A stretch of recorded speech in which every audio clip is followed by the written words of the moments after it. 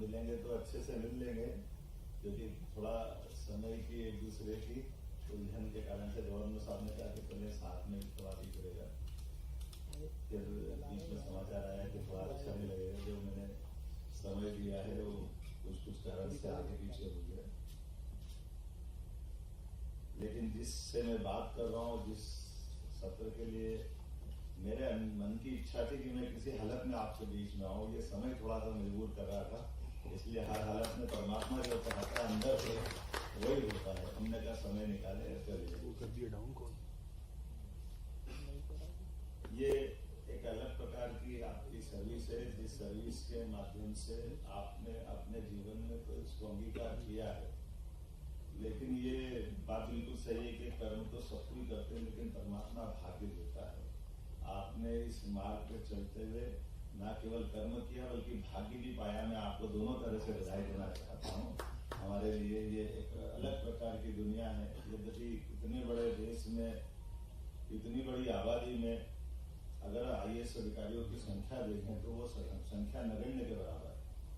और इतने बड़े देश की इतनी विविधता वाली चुनौतियों के बीच में हमारे इस देश की दुनिया में अगर पहचान बनी, तो उस पहचान बनने में सबसे बड़ी भूमिका अगर है तो आप ही लोगों की है। ये निश्चित रूप से हमारे लिए गौरवान्वित करने वाली बात। मैं ऐसे ही सोच रहा था मेरे मन में कि ये 3 चौथे स्तंभ की तो बात, चलो उसको भी जोड़ लो। आमतौर पे 3 पायों पे टिका हुआ हमारा ये वर्तमान का प्रशासनिक एक हमारी अपनी दुनिया है, जिसमें राजनेता आते हैं जो अपनी विधायिका के माध्यम से अपनी भूमिका अदा करते हैं। लेकिन हमारे पास में हमारे लिए आने के लिए केवल जनता का ही आशीर्वाद चाहिए। बीच में कोई मार्ग नहीं आता जो हमारी कोई परीक्षा ले। हमारी परीक्षा जनता ही लेती है। दूसरी एक भूमिका है जुडिशरी की, वो भी हम जानते हैं, लेकिन जुडिशरी के लिए उनका भी सिस्टम बड़ा अलग का एक काम है। कैमरे बहुत सारे, बड़ा मुश्किल है बोलना लेकिन हाँ, अपने वकालतनामे से ही काम चलता है। और उनका सिस्टम ऐसा कि जैसे बड़ी बड़ी कोर्ट पहुंचती जाएगी उतनी तरीके से उनके एग्जाम से ज्यादा उनकी अपनी भाग्य निष्ठा और बाकी व्यवस्था पे उनका अपना मार्ग तय हो जाता है कि उनकी उत्कृष्ट सेवाएं कोर्ट में, उनके अपने तरीके, उसमें मुकदमे के लड़ने के तरीके। तो जो वास्तव में बेचारे एग्जाम करके निकल के जाते हैं वो तो हाईकोर्ट की 1-2 साल में बाहर आ जाते हैं। लेकिन बाकी जो जैसे जैसे ऊपर जाते हैं उस तरह की दुनिया में तो बड़ा मुश्किल है। लेकिन ये हमारे लिए सौभाग्य की बात है कि वो भी वहां से जहां से सिलेक्शन होता है, जुडिशरी का भी होगा तो जुडिशरी के भी फैसले सही अर्थों में जिस ढंग से परिभाषित करते हैं, सच्चे अर्थों में हमारे मन की भावनाओं के आधार पर आज न्यायालय ने भी अपनी दुनिया में पहचान बनाई इस लोकतंत्र को बनाए रखने के लिए। चाहे वो इलाहाबाद हाईकोर्ट का फैसला हो, जब उनने PM के खिलाफ फैसला दिया, ये भी बड़ी बात है एक तरह से न्यायालय के लिए मील का पत्थर। उसी प्रकार से हमारे सेक्टर में भी बात करो तो यहाँ कैसा कैसा आश्चर्य मिलता है। जैसे पढ़ने लिखने की और इस तरह की बात करें तो वित्त मंत्री की बात आती है तो मनमोहन सिंह जी का नाम आता है। गवर्नर रहे, पता नहीं कितने प्रकार की डिग्रियां उनके पास रही, PM भी 10 साल तक रहे।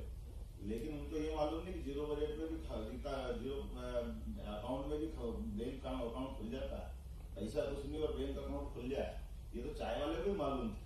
ये जो कितनी बड़ी बात, परमात्मा की दया से जो 50 साल तक कोई चुनाव नहीं लड़ते, लेकिन चुनाव लड़े पहला और सीधे CM बन जाए, CM से दूसरी बार CM, जितने चुनाव लड़े और जितने मेंबर ऑफ पार्लियामेंट के चुनाव लड़े। लेकिन इनके माध्यम से अगर केवल वो जो आपके दौर वाली बात करो तो ये अनुकूलता हो सकती है क्या? दोनों की अनुकूलता तो नहीं हो सकती। लेकिन मैं और इसमें केवल एक श्रीमद् भागवत का एक अच्छा दृष्टांत सुनाता हूँ, मेरे को बड़ा मजा आता है। एक बार अपने समझता हूँ कि शायद अपनी बिरादरी का ही कोई आदमी होगा जिसके दिमाग में चला होगा। ऐसे कहते हैं कि एक व्यक्ति के जीवन में सदैव सर्विस में आपको जब देखता हूँ तो मैं सच में आपके मेरे मन में बहुत श्रद्धा आती है कि सुबह से लेकर रात तक हमको लगता है कि हम काम करते हैं, लेकिन हम तो काम का ऑर्डर देकर भूल जाते हैं। वो पूरे अमली जामा पहनाने के लिए जो ताकत लगाते हैं, जैसे अभी सत्र की बात करता हूँ, 8 विधेयक इतनी जल्दी आ जाए, 19 विभागों का समन्वय कर, ये कोई कम बड़ी बात नहीं।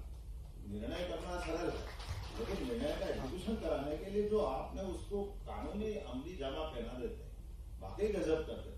तो मैं उस घटना को सुनाता हूँ। एक व्यक्ति जीवन भर अपना कोई कारण से शरीर छूटा है आईएएस अधिकारी का, और वो ऊपर गए चित्रगुप्त के पास हिसाब करने, तो उन्होंने कहा ये मेरे को किधर जाना, तो उनके अपने चित्रगुप्त के तरीके दूसरे थे, वो भक्ति भाव वाले थे। उन्होंने कहा तुमने जीवन भर कर्म बात तो करे, पर कर्म बात से तुमने कई बार तुम्हारे हाथ से उल्टा पुल्टा काम हो गया, तो इधर नहीं जाना, तुमको दूसरी तरफ ही जाना है। तो उन्होंने कहा दो ही मार्ग है, या तो सुख के या दुख के, तो ये दुख में बोले आप अच्छा एक काम अच्छा करा। बोले क्या अच्छा करा? उन्होंने तो ऐसा काम बताया जिस काम के आधार पर उसको 20 मिनट का सुख मिलना था। तो उन्होंने कहा ठीक है 20 मिनट का सुख मिलना है, यानी 1 घड़ी का सुख मिलना था, 1 घड़ी का स्वर्गलोक में जाना है, बाकी समय तो उसका उल्टा ही बता दिया। तो उन्होंने कहा ठीक है अच्छा इसमें बताओ मेरे को क्या। बोले आप ऐसा करो, इसमें मेरे को दोनों में से क्या चुनना है? बोला आप यहाँ आपकी इच्छा चलेगी, आप स्वर्ग में जाओ या नर्क में जाओ, आपके हाथ में। तो बोला अच्छा ठीक है। तो बोले मेरे को नर्क में जाना, तो मैं स्वर्ग में जाने का मार्ग तय करता हूँ। और उन्हें स्वर्ग में जाने की बात करी, उन्हें स्वर्ग में क्या मिलता है बताओ, मेरे पावर क्या है, मेरा अधिकार क्या है, सारा डिटेल जानकारी निकाली। तो मैं यहाँ अभी तक स्वर्ग में इतने लोग आए, ऐसी बात करने वाला कोई नहीं है कि ये अधिकार क्या है। लेकिन उन्होंने कहा ठीक है भैया आपने कहा, तो उन्होंने कहा यहाँ तो जो मांगो वो मिलता है। बोले जो मांगो वो मिलता है? बोले पक्का? हाँ ठीक है। कितनी देर मिलेगा? बोले मिलेगा 20 मिनट, लेकिन आपको जो मांगो मिलेगा।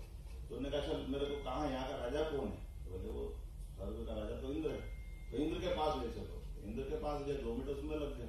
उन्होंने कहा बताओ आप क्या, तुमको क्या चाहिए? बोले यहाँ मुझे बताया गया कि जो मांगेगा सब मिलेगा। बोले हाँ सब मिलेगा। तो बोले मुझे इंद्रासन चाहिए।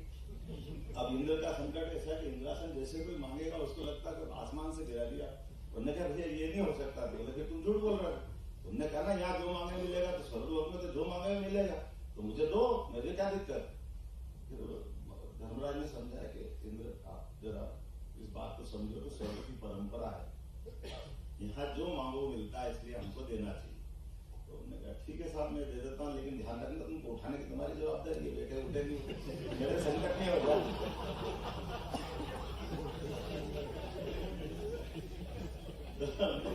उठने का नहीं कोई बात नहीं, अपना संभाल लेंगे। देख अब जैसे करके उनको बिठाया, और बैठने के बाद उन्होंने फिर पूछा, बोले आप तो 12 मिनट बचे। बोले आप इतनी सारी बात में तुमने मेरा टाइम बिगाड़ दिया। बोले कोई बात नहीं है, मैं कहाँ बैठा हूँ? बोले आप इंद्र की कुर्सी पे बैठे। इसके क्या पावर है? बोले इसका सब पावर है। सब पावर है पक्का? बोले अच्छा ठीक है। तो मेरे से आपने कहा ना कि वहां मैं गया तो कुछ चूक गया काम करने में, तो मेरे कुछ आपने भाग्य में थोड़ा कम टाइम दे दिया। तो बोले अब यहाँ से बैठ के मैं क्या क्या कर सकता हूँ? बोले आप साहब जो इच्छा कर सकते हो। तो बोले पूरा स्वर्ग दान?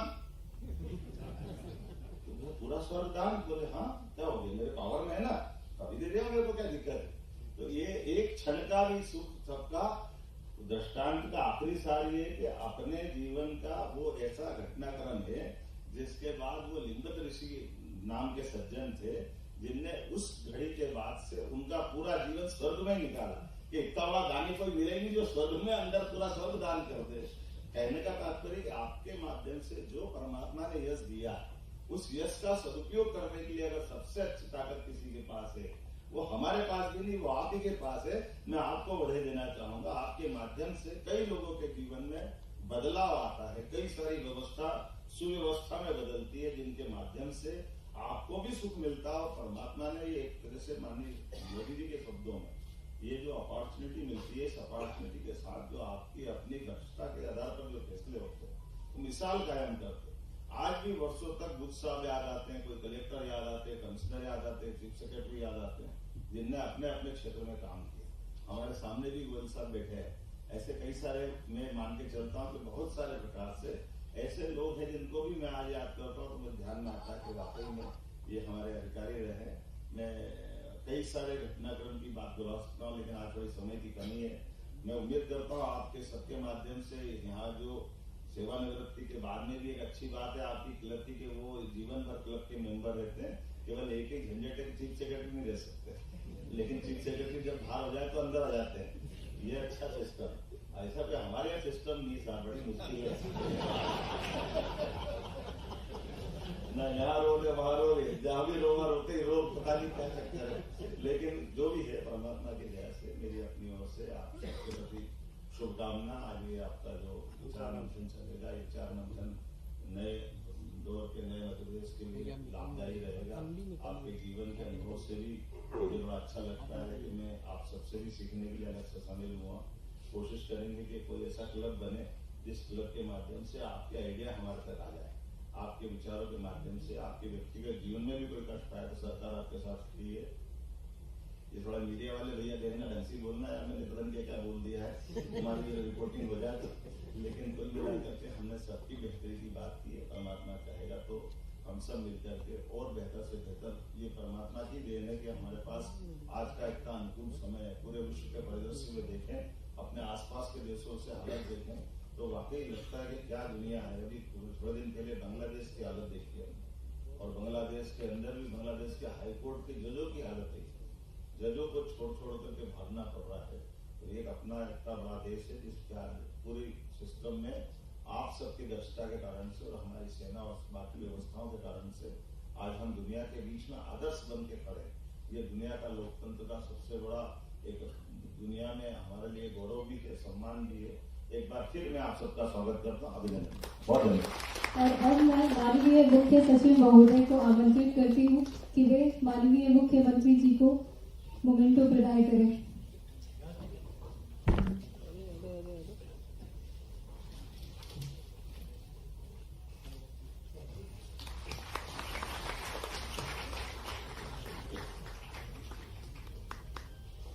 और मैं आमंत्रित करती हूँ सेक्रेटरी MPIS